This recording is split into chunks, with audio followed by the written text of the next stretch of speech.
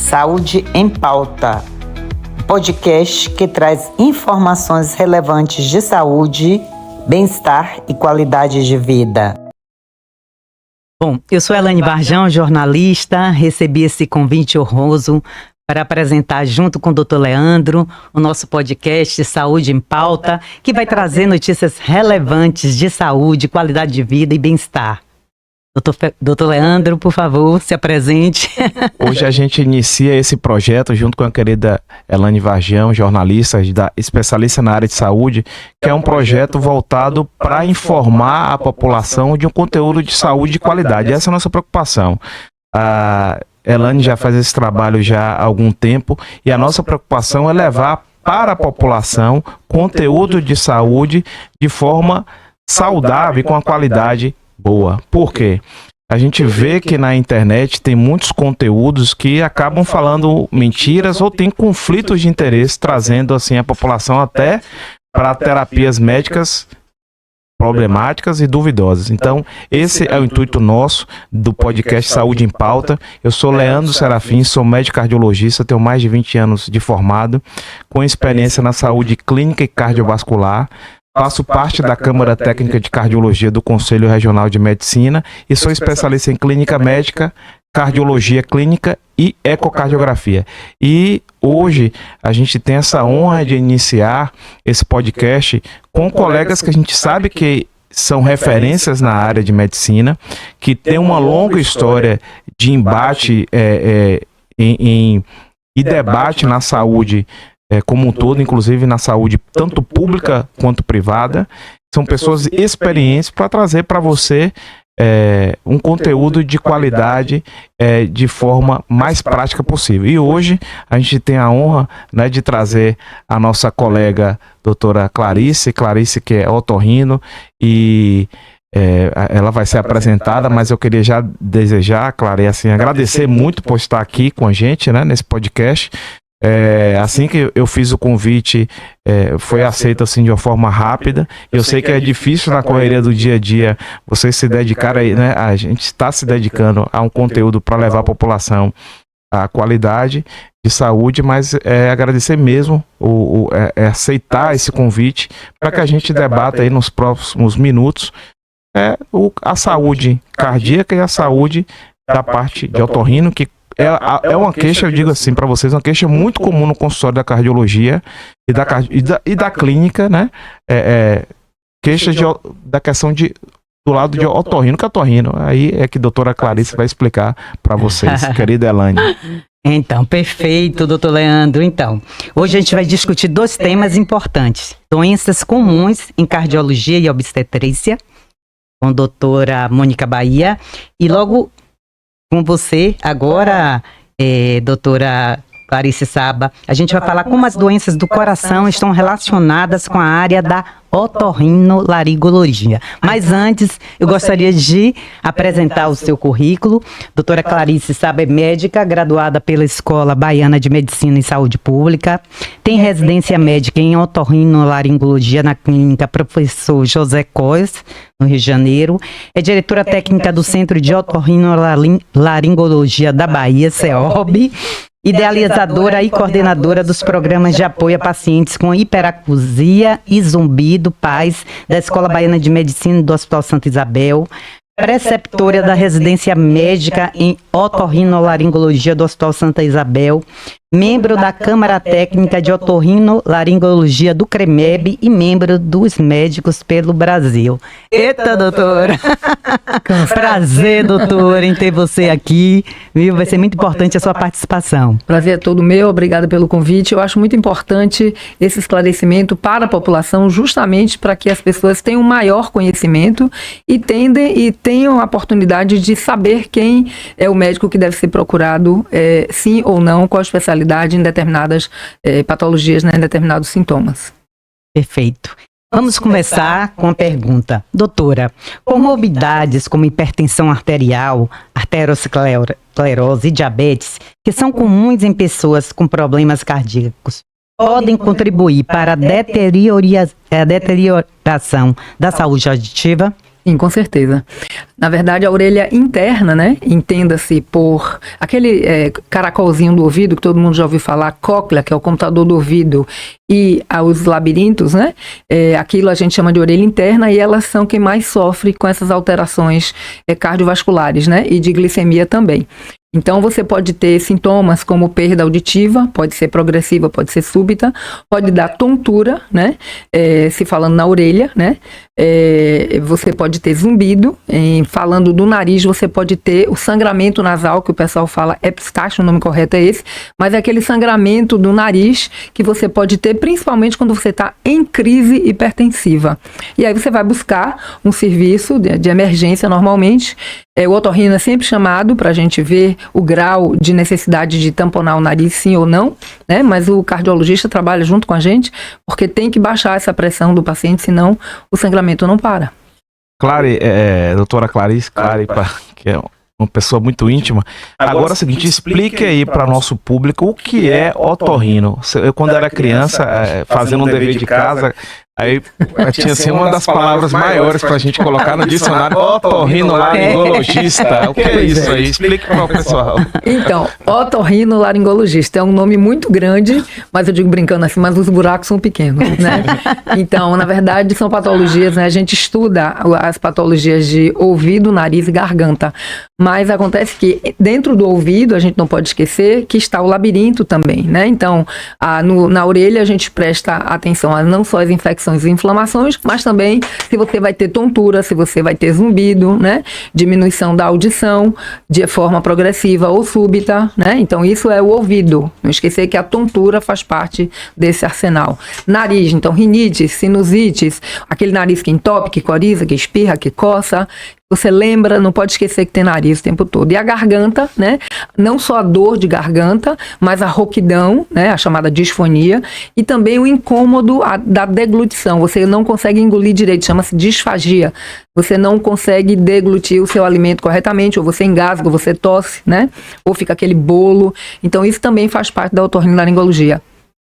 O desequilíbrio, que não é bem a labirintopatia, pode ser nas pernas, mas é um reflexo do equilíbrio corpóreo que também cabe a nós cuidar.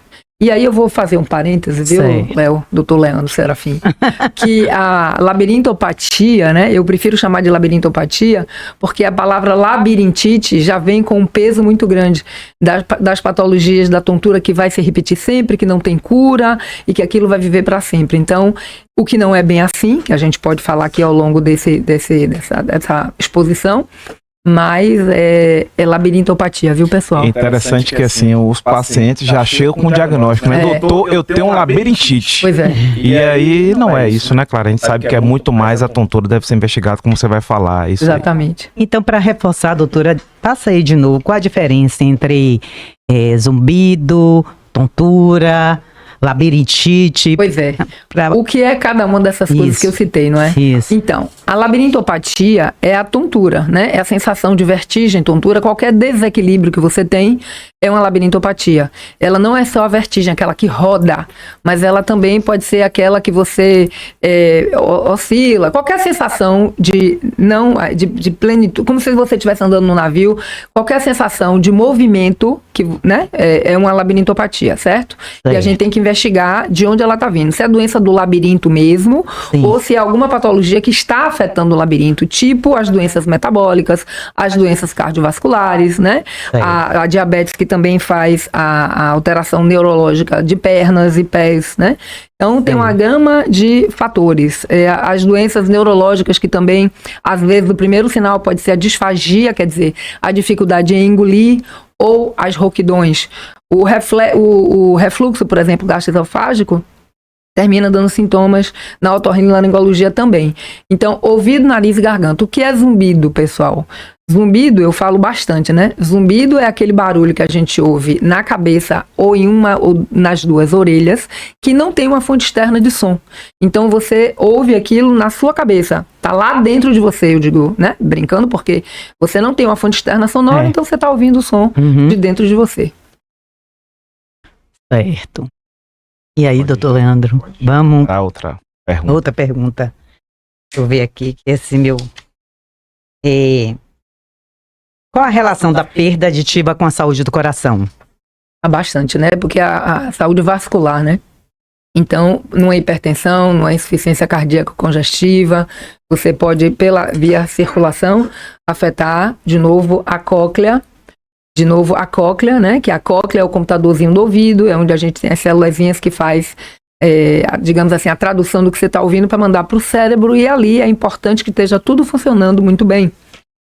Porque senão você tem a perda auditiva, né? Então, a questão da circulação, da alimentação, então, o açúcar, o magnésio, o zinco, tudo vai via sangue, né? E se houver alguma circulação alterada, a cóclea não vai ser bem nutrida. Então, ela pode manifestar zumbido e perda auditiva, tá? E o labirinto idem pode apresentar também a alteração que vai determinar uma perda de equilíbrio.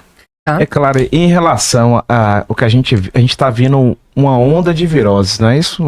Tivemos Covid, dentre outras viroses, como diz assim, a gente está, pelo menos aqui na Bahia, onde a gente atua, né, como médico, a gente está passando por viroses, eu digo assim, praticamente todo mês. Agora, nesse exato momento mesmo, nós estamos passando por uma nova onda de virose.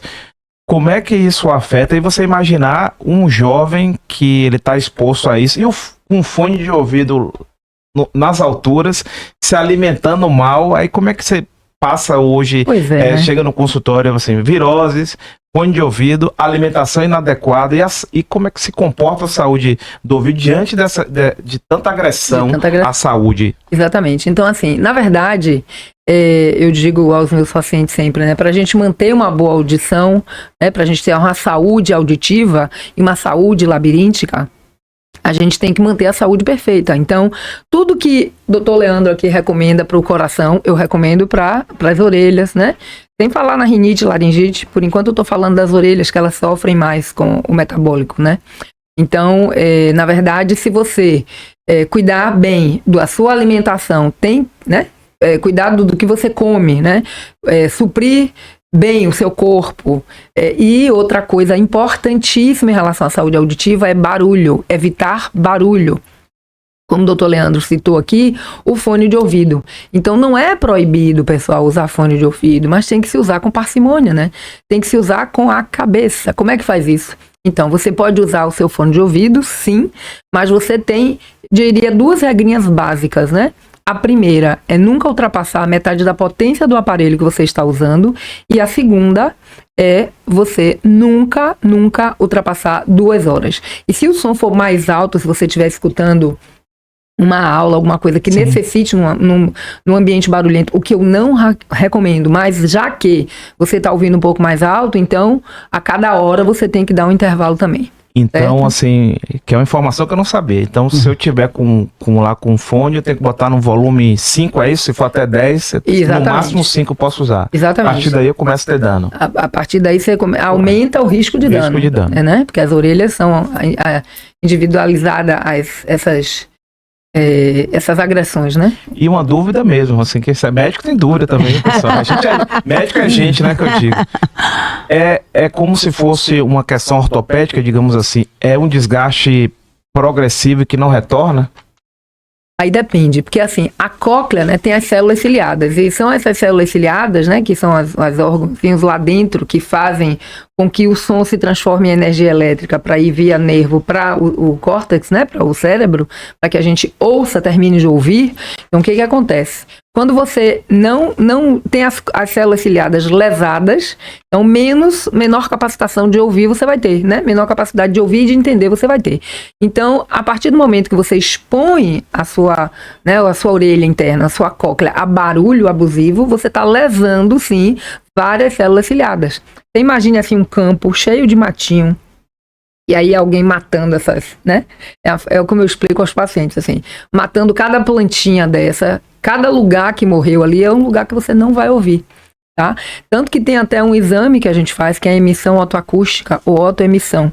É um potencial evocado que a gente manda um som para dentro da orelha e a orelha responde, né? A cóclea responde. Então a gente vai saber aonde ela está funcionando normal ou onde ela está hipofuncionante, ou seja, está funcionando menos do que o que deveria, né? Para a gente ver o que é que ainda pode ser feito. Por quê? respondendo a você, muitas vezes, se a gente principalmente perde o time, essas lesões podem ser irreversíveis. Certo. Doutora, você é idealizadora do programa de apoio a pacientes hiperacusia e zumbi do PAS. Ah, tá. Desculpa. Você é idealizadora do programa de apoio a pacientes com hiperacusia e zumbi do PAS. O que é a hiperacusia e a importância desse programa? Então, na verdade, a gente faz esse programa porque dentro do Novembro Laranja, que até a gente vai entrar agora, né, no Novembro Laranja, que é justamente do zumbido e da intolerância à som. A hiperacusia é um dos tipos de intolerância à som. Hiperacusia é uma sensibilidade aumentada que a pessoa tem a som que todo mundo suporta, mas aquela pessoa não suporta. Então não precisa ser alto. Muitas vezes o barulho é alto para que você tenha essa rejeição a esse barulho. Mas muitas vezes o barulho não é alto, é normal, mas essa pessoa tem uma hiperacusia. Hiperacusia não é ouvir demais, mas tem uma sensibilidade aumentada a sons habituais, né? Então isso tem sim tratamento, isso é o médico otorrinolaringologista que investiga. Outra intolerância a som é a misofonia.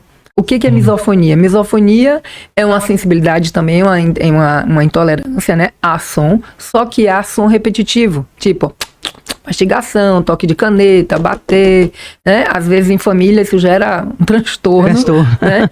Mas é esse tipo de som específico. E também a gente faz investigação, a gente faz o tratamento, né? Acolhe esse paciente e trata. Os pacientes, por exemplo, autistas com necessidades especiais também tem isso aí? Tem a hiperacusia. Né? Eles têm a hiperacusia naturalmente em graus diferentes, mas eles são portadores naturais, assim, da hiperacusia, né? Mas o paciente não autista também. Mas, assim, a gente pode tratar. A gente já tentou tratar a hiperacusia, já tratou hiperacusia em pacientes autistas, né? E não necessariamente tem um resultado tão ruim, porque às vezes, como faz parte do quadro por mecanismos que ainda a gente não entende, né, direito, mesmo assim a gente tenta. E às vezes o resultado pode minimizar, né, esse grau de hiperacusia. E como é o tratamento, doutora? Me explique, agora eu fiquei curiosa. Porque eu acho que o meu marido está com hiperacusia. Eu fui colocar uma musiquinha lá em casa sábado, eu digo, você deve estar com alguma intolerância à música. Pois é. A som.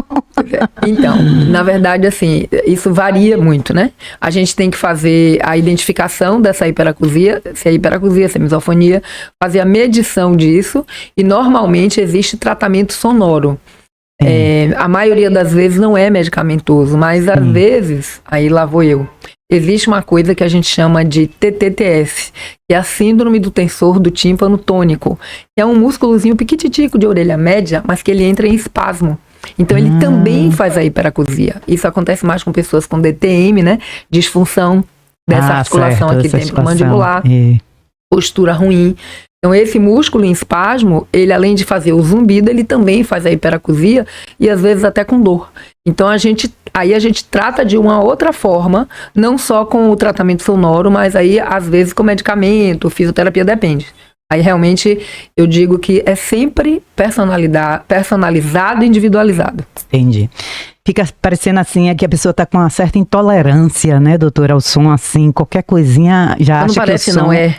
Né? É uma intolerância, E às vezes é importante, assim, até para quem está passando, e com certeza quando você falou em relação, tem alguém em casa, eu mesmo lembrei de um parente aqui que tinha essa situação, e realmente, assim, ele não tolerava, e às vezes pode até gerar...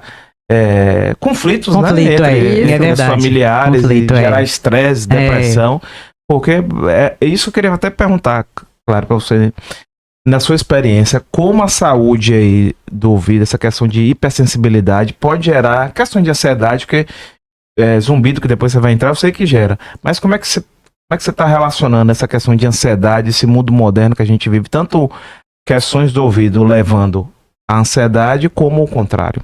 Pois é, isso é uma pergunta bem interessante, porque a gente observou durante, né, trans e pós-pandemia, um aumento dessas alterações de intolerância a som, mesmo entre a família, né? Então, o Novembro Laranja a gente já fazia com a intenção de esclarecimento. Imagine, por exemplo, voltando um pouquinho. Você pega uma criança e as crianças estão todas estourando a bola, né? Como a bolinha de soprar lá que no aniversário fazem muito isso, né? Isso. E tem crianças que não suportam, então elas saem agoniadas, tampam a orelhinha, né? Ou pessoas, outras que não suportam determinados barulhos, aí vão levando rótulos infundados, né? Ah, é frescura, ah, é isso, é aquilo, entendeu? Então as pessoas não tentam ver o que é, não abraçam, sabe? Não, né? Então você tem tratamento, você tem investigação. Então esse esclarecimento faz parte do Novembro Laranja, né? Em relação ao zumbido e à intolerância a som, né? Então isso vem aumentando realmente. A gente não sei lhe dizer porquê, né? Existe uma preocupação com isso, mas não é assim, tá aumentando em velocidade geométrica, não, né? Sim. Mas assim, existiu esse boom, acredito que pela própria ansiedade da Covid, né? Como é que fala? De ter ficado dentro de casa, do confinamento, né? Então, já existiam N formas de ansiedade e essa tá no meio das alterações. Certo. E aí, doutor? Minhas perguntas com a doutora finalizaram. Eu tenho agora. Doutora Clarice, eu digo assim, no consultório de clínica médica, cardiologia, uma queixa é comum. Os pacientes chegarem com tontura e, como eu disse anteriormente, doutor, eu tenho labirintite. Já chega com o diagnóstico. Alguém, não sei, ele próprio, hoje, de que a história que o doutor Google, né? Mas assim, de fato, antes do Google, sempre as pessoas achavam que tinha labirintite. Tem gente que vem com diagnóstico crônico de labirintite.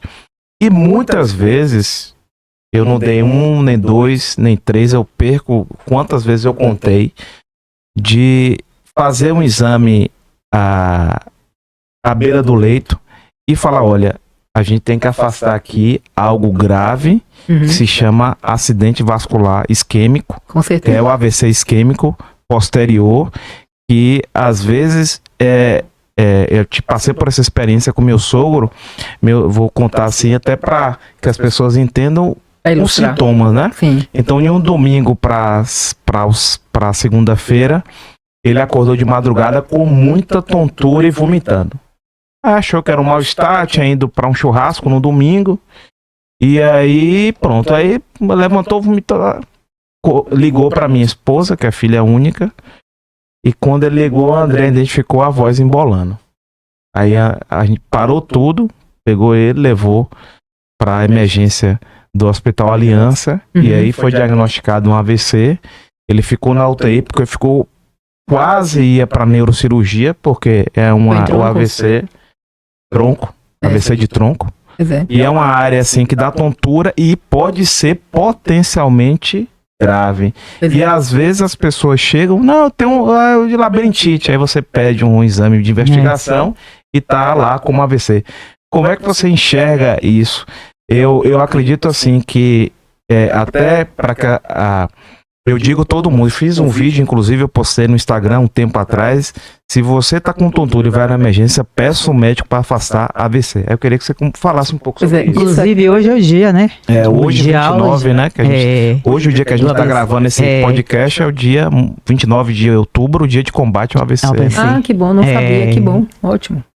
Então, isso é importantíssimo que você falou, inclusive assim, o médico otorrinolaringologista, ele aprende os testes, né, os exames de cabeceira, para a gente justamente afastar a tontura periférica da central, né?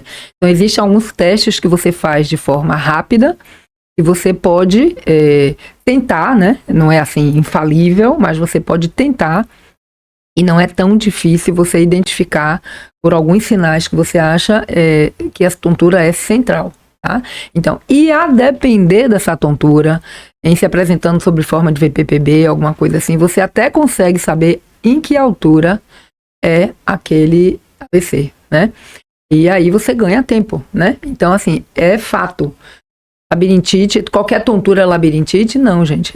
A gente tem que pensar em tudo, inclusive nos AVCs da vida, porque é muito frequente os AVCs centrais, né, de tronco, até de cerebelo, né, que também acontecem.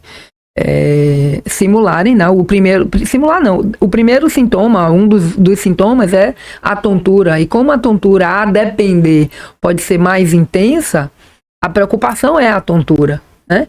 Então, a gente tem que fazer esse diagnóstico diferencial, sim, né? Porque senão o paciente vai ser tratado como labirintopatia, e aí, assim, a gente perde o tempo de recuperação, de salvar aquele paciente, etc e tal, não é isso? E o tempo é fundamental, né, doutora? Eu estava ouvindo hoje na entrevista, falando sobre o AVC, e dizendo que 90% dos casos, se detectado e o atendimento for rápido, tem sucesso, né? A pessoa tem êxito, mas tem que ser uma coisa rápida, né? O atendimento tem que ser rápido para o AVC.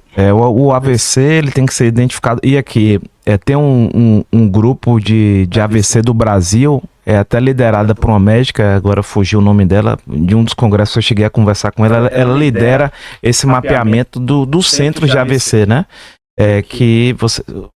Os sintomas de AVC, dentre eles tonturas, você tem que procurar o mais rápido possível atendimento médico. Aqui em Salvador, no SUS, nós temos o Roberto Santos como referência, onde assim nas primeiras horas você vai fazer um medicamento que chama trombolítico, né? Vai dissolver o coágulo. Precisa, existe alguns critérios assim que não cabe que falar, mas o quanto rápido possível, mais rápido possível você identificar esses sintomas e ser identificado. Aqui em Salvador a gente tem, nos hospitais todos privados nós temos isso aí é bem tranquilo, e no SUS a gente tem o Roberto Santos. Então, o que a Elane falou, Isabel não também não, né? Para SUS de porta de entrada não, mas assim, temos aqui em Salvador essa chance do paciente passar mal e ser identificado de forma rápida e fazer esse remédio rápido. Assim, eu tenho vários casos, inclusive, abrindo assim uma polêmica, como a gente discute de plano de saúde, etc e tal. Uma paciente minha, até paciente que tinha o Planserve, estava naquela confusão de que não era atendida. Aí ela teve uma AVC, ela foi para o Roberto Santos mesmo e foi atendida muito bem e reverteu o AVC dela de forma muito rápida. Então, aqui na Bahia, e pelo esse dado que eu vi nacional, isso aí, porque eu acompanhei essa divulgação no ano passado, aqui na região metropolitana, a gente tem dados muito bons. Muito bons. Por exemplo, se você for para o interior, por exemplo, até da Bahia, ou interior de Ceará, as pessoas não têm a oportunidade de tratar como a gente tem aqui. Então, a gente reclama, né? Mas a gente também tem que falar que as coisas, pelo menos aqui, têm tido sucesso. O que é importante a gente deixar muito bem claro que não fique satisfeito com o diagnóstico de labirintite, né? Se você tem tontura, mal-estar, questione, né? Não dá para você aceitar sem exame, sem fazer uma avaliação médica, porque de fato pode ser uma coisa mais complexa. E assim, às vezes teoricamente simples, mas assim, tudo você tem que analisar caso a caso. Isso. Um exemplo, um paciente que eu acompanho, ele tinha uma labirintopatia, né? Não foi AVC, mas era muito sintomático. Ele era carreteiro, provocou um acidente de trânsito onde ele vitimou uma família inteira. Ele teve uma crise de vertigem, a carreta virou e ele, infelizmente, não por conta própria, mas você vê que às vezes é uma coisa relativamente simples, mas você tem que identificar com que a pessoa é um operador de máquina, é um carreteiro. Então você, aquela pessoa não tem, né? Você tem a responsabilidade com a vida da pessoa que você está assinando e com as outras. Então, assim, mesmo que teoricamente não grave quanto a AVC, né, claro, mas dependendo da situação.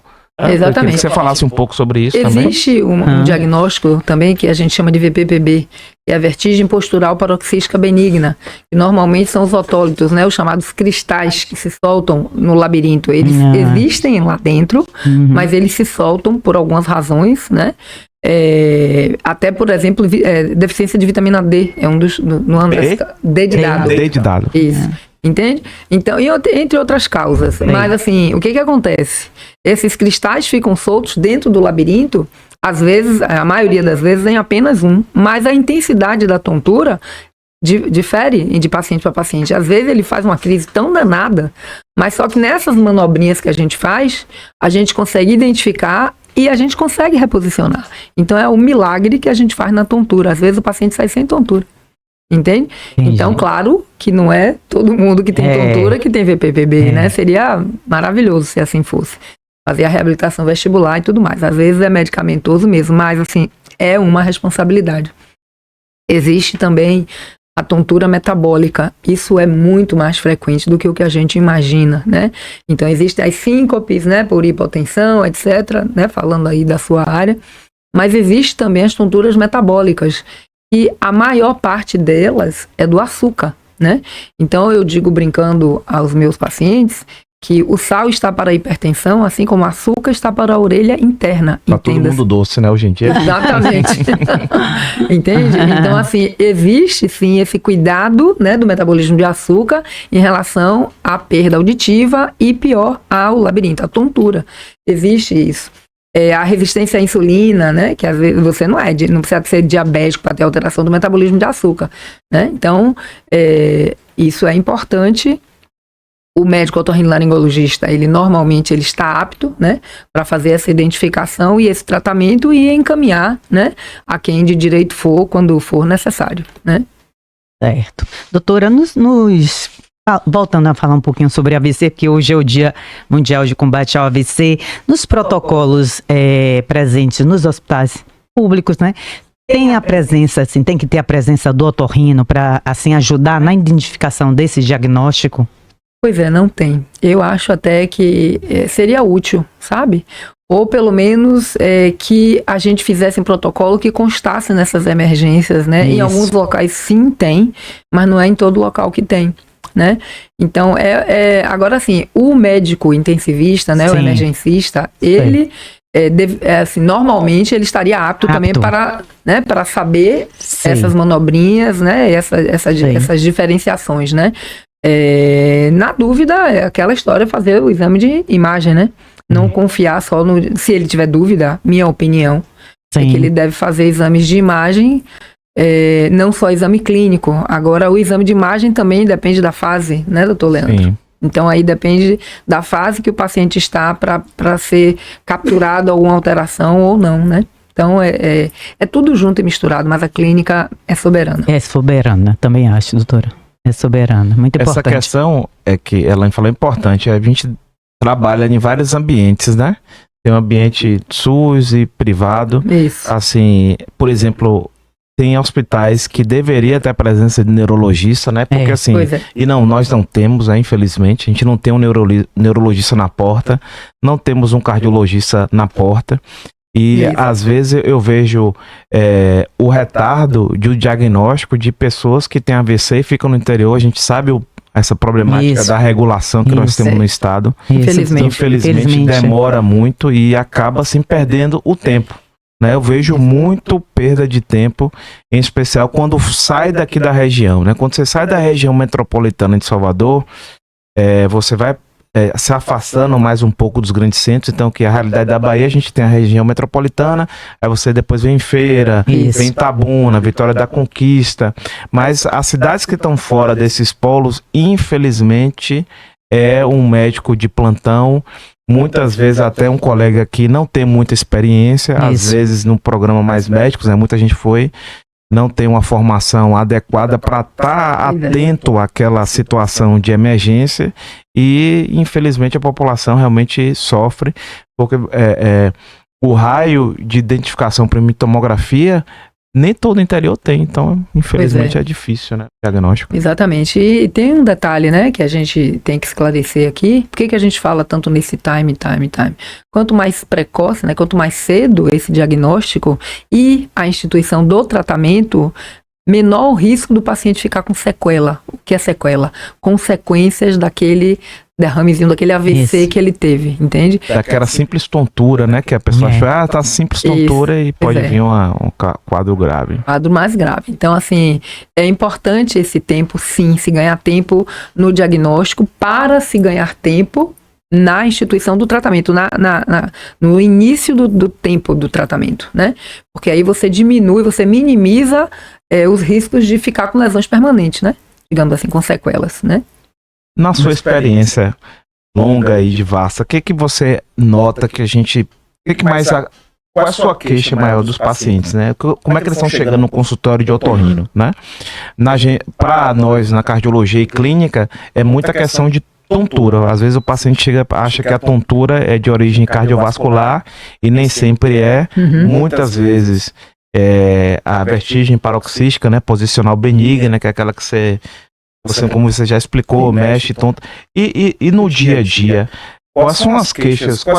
A gente está aqui para resolver dores, né? Quais são as dores que os pacientes chegam no seu consultório? O que você acha que está sendo mais prevalente hoje no dia a dia? Pois é, apesar da tontura ser um montante bem importante, ultimamente ela não é prevalente. Prevalentes são as viroses, que algumas até também podem levar, né, à perda auditiva e à tontura, né, zumbido inclusive, mas as rinites e sinusites, as rinites principalmente, sabe?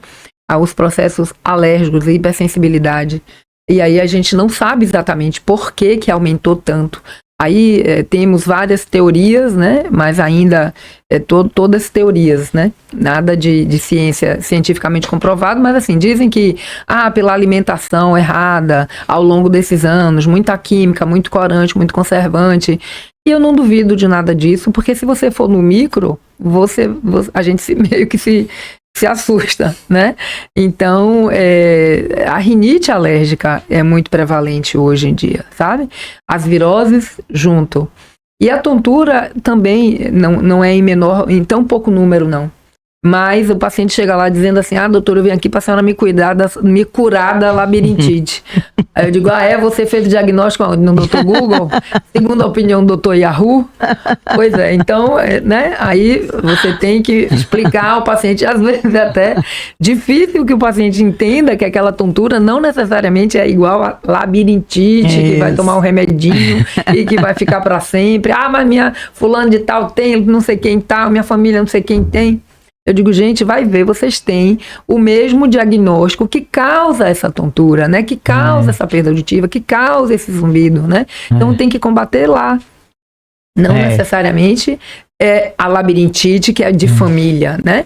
Existe a doença de Meniere, que é diferente. Aí é outra história. Também é uma manifestação de tontura, né? De plenitude. O que é a doença de Meniere? Muita gente já ouviu falar, né?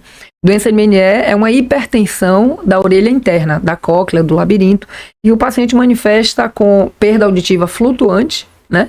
Vai, sobe, melhora, piora, tontura, né? A cada crise que ele tem, e zumbido, né? Aquela sensação do ouvido cheio, né? E esse tem tratamento e a gente tem que fazer esse diagnóstico, ver se é isso mesmo, porque muitas vezes existe a pseudo-Meniere também, que não é bem a doença de Meniere, mas são alterações de que o açúcar pode dar na orelha interna, que outras coisas podem dar na orelha interna. Entendi. Existe um exame que é a eletrococleografia, que a gente usa para medir justamente a pressão da orelha interna, a pressão da cóclea, né? E muitas vezes essa pressão está aumentada. No passado, o pessoal achava assim, já que está aumentado, então isso com certeza é Meniere. Hoje a gente sabe que não é bem assim, que existem outros fatores que aumentam essa pressão de orelha interna. Mas tem que tratar, né? Tem que tratar e equilibrar. A doença de Meniere, em alguns pacientes, a gente tem que tratar por muito mais tempo, porque é como se fosse uma hipertensão sistêmica, uma hipertensão arterial. Aí, às vezes, o paciente tem que tratar mesmo por muitos anos ou para sempre. Aí, claro que depende muito. É tudo muito individualizado, sabe? Eu não gosto. Não existe, assim, regra. É sempre personalizado e personificado. Aquela receita de bolo, né? Cada uma pessoa né? Então, é bem personalizado e personificado. Clarice, para finalizar, o que é a síndrome de apneia do sono? O que é que tem a ver com a cardiologia e a otorrinolaringologia? Boa pergunta. Então, a síndrome de apneia do sono, né, é uma dificuldade que o paciente tem em respirar por alguns motivos, né? Por exemplo, se ele tiver alteração nasal, se ele tiver rinite, se ele tiver polipose, se ele tiver sinusite, que altere a fisiologia do nariz, ou seja, que ele não consiga respirar pelo nariz, ele vai respirar pela boca. Desvio de septo também, Desvio de septo também, né? Os cornetinhos, que são... Todo mundo tem um corneto nasal, mas nos alérgicos fica mais inchado, né? Alterações anatômicas, né? E fatalmente aquele paciente vai precisar compensar a respiração pela boca, né? Só que, às vezes, o paciente também tem o palato, né? O céu da boca alongado, né? As amígdalas podem ser grandes ou não, ou seja, o que é que acontece? Diminui esse espaço também, então o ar também tem dificuldade em passar.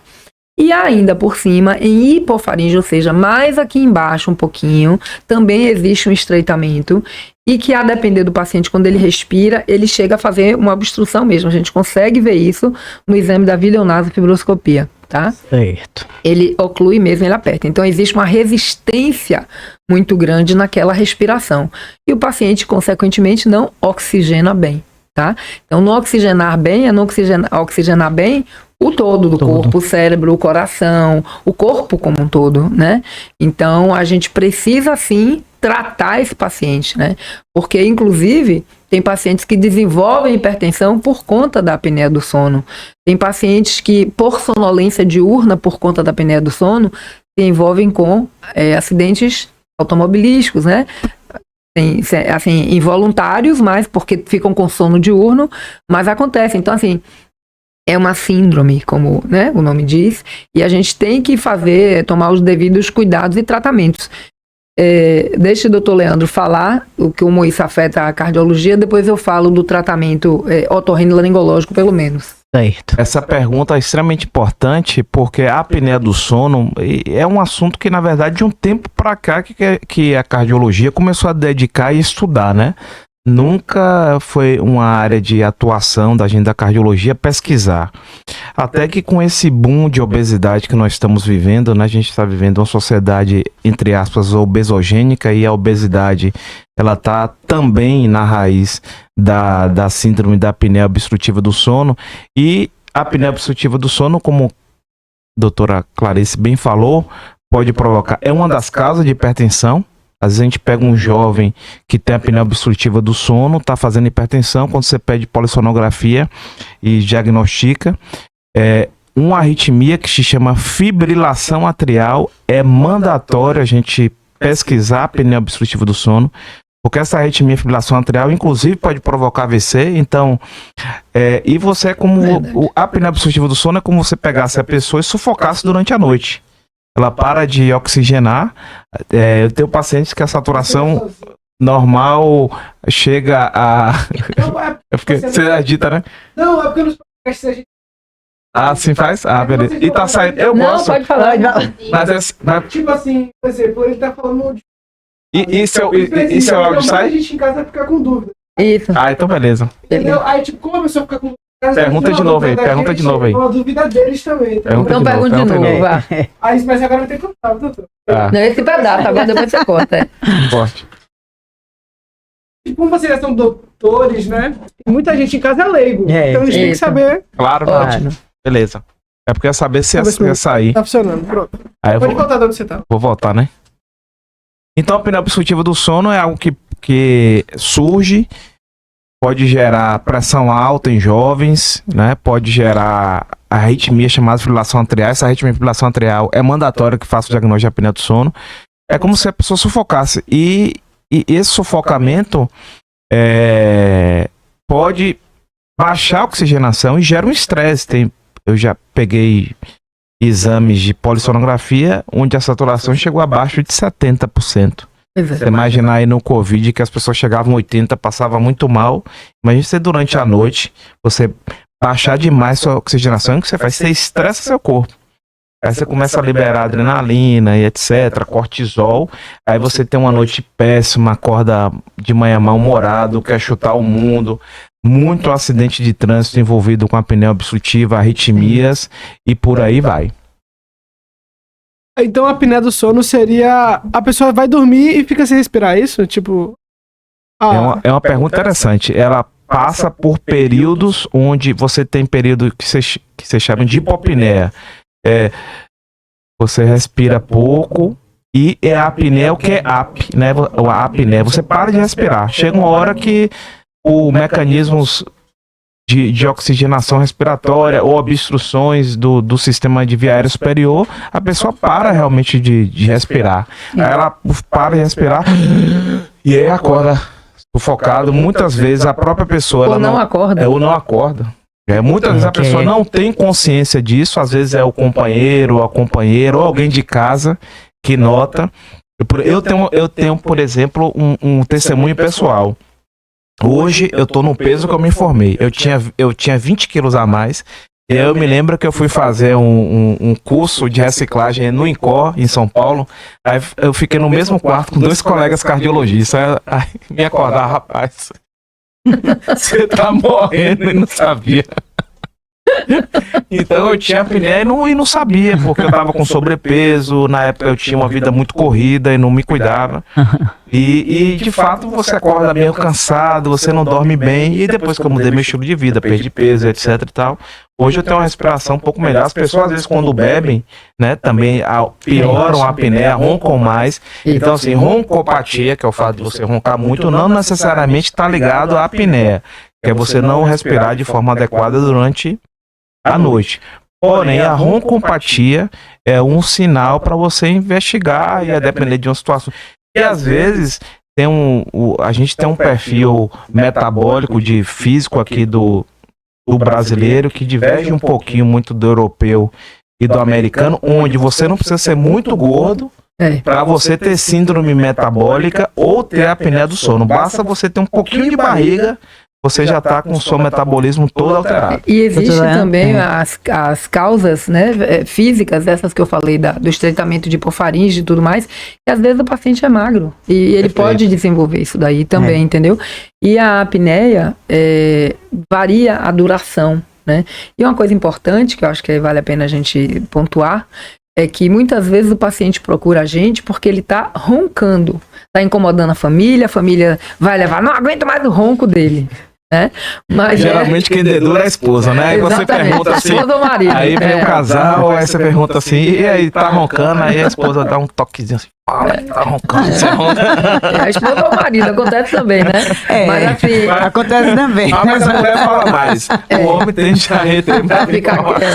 Então existe, né, esse ronco, e assim, mas é o que menos nos preocupa, porque a roncopatia, né, o ronco, né, que é aquele barulho que faz, é o sinal, como ele disse aqui, da dificuldade e tudo mais, mas a gente tem que ver o que está por trás desse ronco. Então, essa apneia, o que a apneia está fazendo, né, então existe a polissonografia, existem, né, outros exames, e tratamento, tem que ser proposto o tratamento.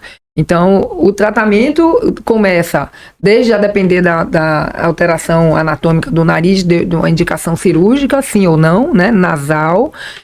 A cirurgia do ronco hoje não se faz mais tanto, mas existe o aparelho, que é um CPAP, um BiPAP, que compensa essa pressão, né?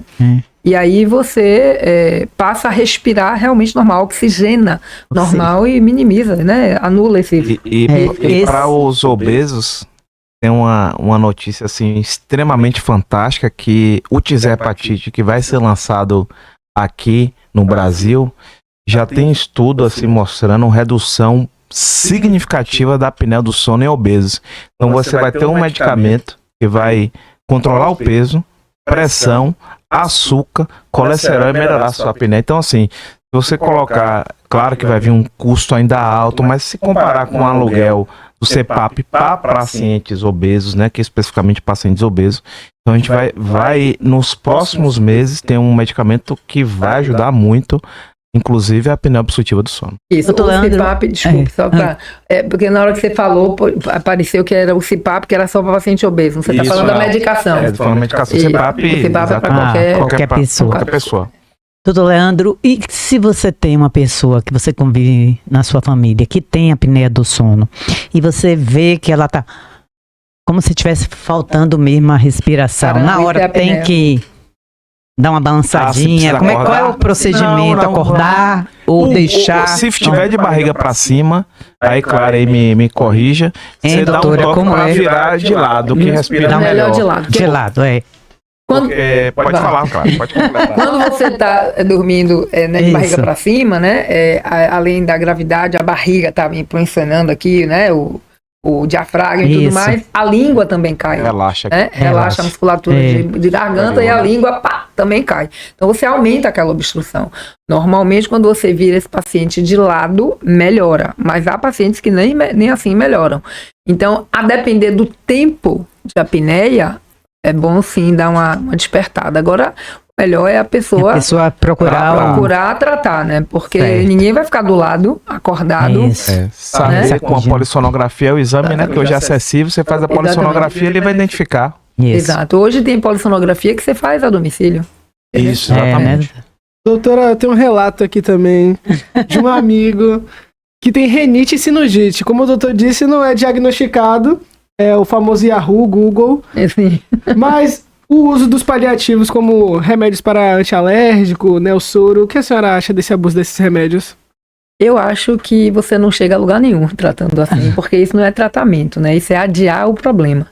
Como é que é isso? Em um antialérgico até pode ajudar, mas as gotinhas de desentupir a gente chama de veneno. Porque, na verdade, você coloca aquela gotinha de desentupir, ele vai fazer aquele efeito, mas qual é o efeito com aquela gotinha? Quando você coloca aquilo lá, o sangue do nariz sai, né? Porque aí murcha o nariz, aí você tem a impressão que você está respirando normal, mas não está respirando normal. Você vai estar respirando e o ar não está sendo, o nariz não está fazendo a função dele, então o ar não está sendo aquecido, não está sendo filtrado, entendeu? Resfriado, né? Então você perde a função nasal. O ideal é tratar. O antialérgico ajuda, né? Mas o que normalmente a gente tem que fazer é investigar as possíveis causas desse paciente, né? Porque isso também é bem personalizado, né? E tratar. Tem várias formas de tratamento, às vezes com medicamento local, às vezes tem que lavar o nariz com soro, às vezes com antialérgico oral, né? Depende de cada evolução do paciente, de cada causa e tudo mais. Tem gente que é questão alimentar, mas a maioria realmente é ambiental. É poeira, mofo, umidade, choque térmico, fungo, um bocado, né? As coisas ambientais, assim. Ok. Zumbido. E o zumbido, doutora? O que é que tem a ver com a cardiologia, a otorrinolaringologia? Então, o zumbido, ela pode ter como fundo, né, como base também uma doença, a hipertensão, a insuficiência cardíaca congestiva, um AVC, né? Também o zumbido pode ser o primeiro sinal, o primeiro sintoma, né, de uma doença metabólica, né? Então, assim, tem várias coisas em comum, né? Então, às vezes a gente identifica neste zumbido a causa sistêmica e a gente aí pede ajuda ao cardiologista, né? Uma tontura também. Mas o zumbido é uma coisa, assim, que é um pouco mais difícil de condução, porque para descobrir a causa dá mais um pouquinho de trabalho, mas não é impossível, não. Então, o zumbido, ele normalmente tem mais de uma causa, tá? Então, a maioria dos pacientes portadores de zumbido é por perda auditiva. E lembrar que essa perda auditiva pode ter sido causada por sofrimento vascular, né? Tudo isso que a gente já falou. Muito zumbido? Covid deu muito zumbido e perda auditiva, né? Não só a doença, e um tema como... polêmico, vacina do Covid também? Também. Essa também, né? É assim, não só o Covid, como a vacina também levou a perda auditiva, né? Perda auditiva, com tontura, com várias alterações de orelha interna mesmo, né? Eu própria, né? Mas o zumbido, a gente vai ter que identificar a causa. Quais são as causas possíveis do zumbido, além das metabólicas, das isquêmicas e tudo mais, né? Vasculares. A gente só tem uma nutrição, que é a artéria auditiva, né? Só tem um vasinho que nutre lá a orelha. Então, qualquer coisa pode afetar a orelha interna, né? Então, o paciente tem que estar com o sistema cardiovascular muito bonitinho, redondinho, para tudo não afetar a orelha, né? E, então, a maioria dos pacientes, como eu ia dizendo, a causa, de 80%, eu vou dizer, dos pacientes com zumbido, é por perda auditiva. Mas esses 20% tem uma causa muito grande, né? De alterações, que causam alterações. Tem uma gama muito grande de alterações. Tipo, uma simples postura errada. Então, alteração muscular pode causar isso. Apertamento, né? Tem gente que tem o bruxismo, né? Que é o ranger os dentes. Então, apertamento, articulação, essa articulação aqui, essa juntinha aqui, chamada DTM, que é uma disfunção da articulação temporomandibular. Isso também pode levar a zumbido, com dor, sem dor, né? De orelha, né? De ouvido. Tá? Aí viajamos de novo pelo açúcar, colesterol, principalmente o triglicérides, zinco, magnésio, complexo B, vitamina D, assim, o micro também importa, né? às vezes parece que as coisas não estão relacionadas, mas estão, né? Você falou da nutrição vascular, que é uma coisa aterosclerose, né? Que é uma doença cardiovascular. Isso. Disfunção temporomandibular, e você, por exemplo, pode ter doenças reumatológicas autoimunes que podem atingir criança e adulto jovem, onde você tem micrognatia, né? Porque essa função nossa mandibular, você desenvolve, às vezes, as pessoas com doenças reumáticas, autoimunes e jovens, que também tem relação com alteração cardiovascular, às vezes a disfunção da micrognatia. Então, assim, às vezes parece ser simples, né? Eu digo que Zumbido talvez seja um livro, né? Pois é. Mas, de fato, olha quanta coisa você pode resgatar que pode estar provocando um zumbido. Exatamente. Então, é por isso que eu digo, né? Que a gente tem que identificar a causa. E que, normalmente, tem mais de uma causa no mesmo paciente. E ouvir o paciente tocar, que eu acho que hoje não está acontecendo, não, né? Fazer um diagnóstico preciso. Bom, isso, fazer o que a gente chama de anamnese, né? Exato.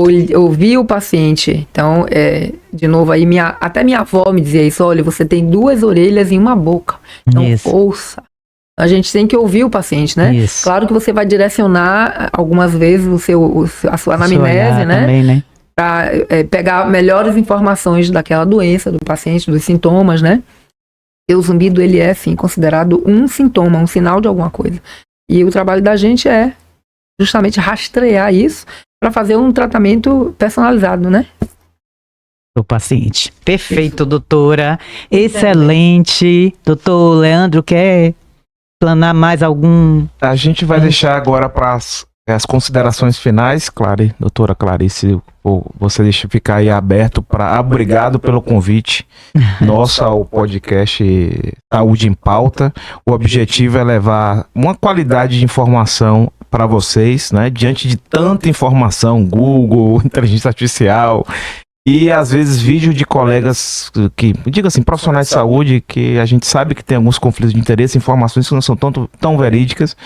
E com as suas considerações finais para passar para o nosso público sobre a relação e a importância de um diagnóstico e acompanhamento da otorrino.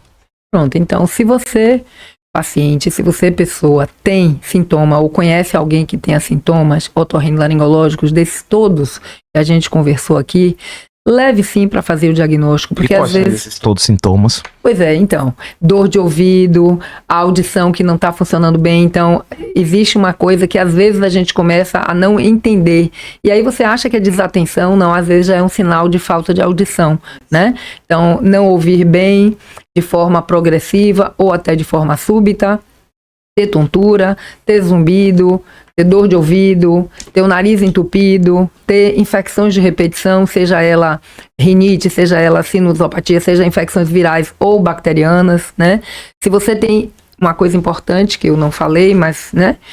Se você tem rouquidão por mais de 8, 10 dias, é mandatório você buscar o médico otorrinolaringologista para que a gente faça esse diagnóstico, porque a videolaringoscopia vai nos ajudar nesse diagnóstico, e essa campanha, existe a campanha da voz em abril, porque o que está por trás disso pode ser um câncer de laringe, então é importante que a pessoa vá ver, se tá, vou deixar para depois, não, passou de 8, 10 dias, vai buscar o médico otorrinolaringologista para a gente fazer esse diagnóstico direitinho.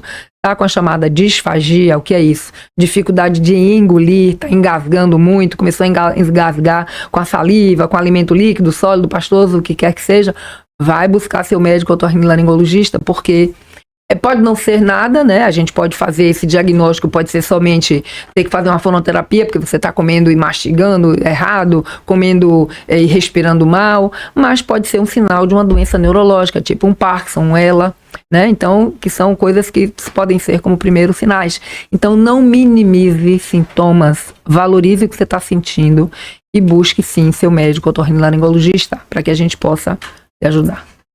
Pronto, doutora, também quero agradecer, muito obrigada por você contribuir aí com o nosso Saúde em Pauta, estreando hoje, e com a sua presença ilustre, e dizer que você fale também um pouquinho do Novembro Laranja, vai ter algum mutirão, alguma coisa, alguma aonde você atua, para chamar a atenção mesmo Pois é. dessa campanha tão importante. Então, o Novembro Laranja é justamente isso, né? Eu vou dou várias entrevistas, sempre esclarecendo isso em vários rádios, jornais e tal, né? Para falar justamente para o pessoal entender isso. Já fizemos muito mutirão. Esse ano não vamos ter nenhum mutirão, pelo menos até aqui. Não organizei nada, na verdade sou eu que organizo mesmo, né? O Novembro Laranja aqui na Bahia, mas assim, não teremos um mutirão de trabalho, porque às vezes eu faço, se o paciente tem zumbido, eu faço a audiometria. Certo. Né? Só que desde a pandemia ficou difícil, porque eu fazia no shopping, levava a cabine de audiometria, e tinha uma equipe que fazia isso dentro do novembro, o novembro inteiro eu fazia, né? Gratuitamente, obviamente. Então, esse ano, depois da pandemia, a coisa meio que desandou, não conseguimos ainda fazer de novo. Mas um dia eu vou voltar, então fiquem atentos nos Novembros Laranja. Mas agora eu vou contar só mesmo com as explicações, as explanações, para que as pessoas entendam que ter zumbido é um problema que pode ser não só do paciente, mas da família, porque pode incomodar esse paciente. O grau de incômodo do zumbido não é diretamente proporcional à intensidade do zumbido. Tem pacientes que se incomodam tremendamente, tem pacientes que nem nos procuram porque não incomodam o zumbido, assim como a hiperacusia e a misofonia. Então, é um problema que não é só do paciente, pode ser da família, pode ser do ambiente que ele vive, na escola, etc. e tal, né? Então, o Novembro Laranja tem essa finalidade de esclarecimento, né, e de acolhimento, né, explicar às pessoas, às famílias, aos amigos, por que tem que acolher essas pessoas e conduzir para o tratamento. E como é que te acha hoje em rede social? Como é que você está lá na rede social? Então, você pode procurar Clarice Saba no Instagram ou Doutora Zumbido. Tá? Pode me procurar também pela Doutora Zumbido. Certo? O meu Instagram é Dr. Leandro Serafim. Meu é jornalista Elaine Varjão, Olho na Saúde Oficial. Estamos aí, né, dispostos a ajudar vocês nas dúvidas que vocês tiverem em relação à saúde.